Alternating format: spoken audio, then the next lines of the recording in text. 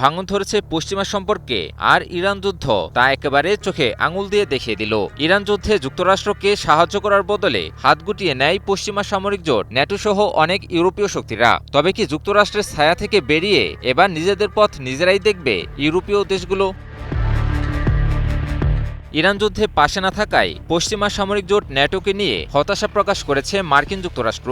মার্কিন পররাষ্ট্রমন্ত্রী Marco Rubio জানিয়েছেন, ইরান যুদ্ধে ন্যাটোর অবস্থান নিয়ে প্রেসিডেন্ট ডোনাল্ড ট্রাম্প খুবই হতাশ। ন্যাটোর সামরিক বাজেটের একটা বড় অংশ যুক্তরাষ্ট্র সরবরাহ করা সত্ত্বেও প্রয়োজনের সময় পাশে না থাকায় প্রেসিডেন্ট ট্রাম্প হতাশ হয়েছে বলে জানান মার্কিন পররাষ্ট্রমন্ত্রী।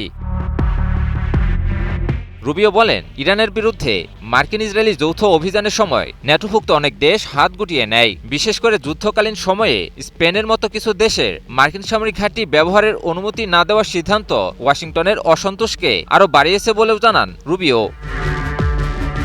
রুবিও সাংবাদিকদের বলেন, ন্যাটো কেন ইউরোপের জন্য ভালো তা তিনি ভালো করে জানেন। তিনি প্রশ্ন তুলেন, কিন্তু আমেরিকার জন্য ন্যাটো কেন ভালো? রুবিও নিজেই বলেন, কারণ ন্যাটো আমাদের এমন ঘাঁটি দেয় যেগুলো ব্যবহার করে আমরা মধ্যপ্রাচ্য কিংবা অন্য কোথাও জরুরি পরিস্থিতিতে শক্তি প্রদর্শন করতে পারি। এ সময় রুবিও আরেকটু এগিয়ে গিয়ে বলেন, যদি ন্যাটোতে থাকার মূল যুক্তিই হয় এ ধরনের ঘাঁটি ব্যবহার করা, আর তখন যদি স্পেনের মতো দেশ সেই ঘাঁটি ব্যবহার করতে না দেয়, তাহলে প্রশ্ন উঠে তারা কেন ন্যাটোতে আছে। সবশেষে রুবিও জানান, ইরান যুদ্ধে ন্যাটো সদস্য দেশগুলোর অবস্থান নিয়ে ট্রাম্প খুবই হতাশ ছিলেন। কিন্তু প্রশ্ন উঠছে, হঠাৎ করে ইউরোপীয় দেশগুলো কেন যুক্তরাষ্ট্র থেকে মুখ ফিরিয়ে নিল? বিশ্লেষকরা বলছেন, বর্তমানে বিশ্ব এক বড় পরিবর্তনের মধ্য দিয়ে যাচ্ছে।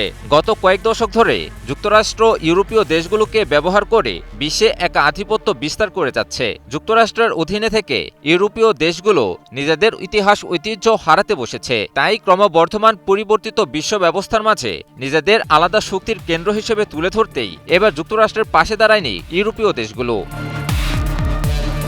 বিশ্লেষকরা আরও বলছেন, পৃথিবী ক্রমেই বহুমেরু বিশ্ব ব্যবস্থার দিকে এগিয়ে যাচ্ছে।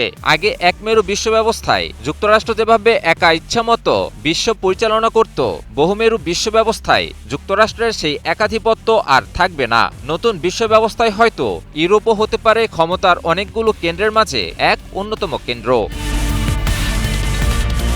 ইমন আলী, নিউজ 24।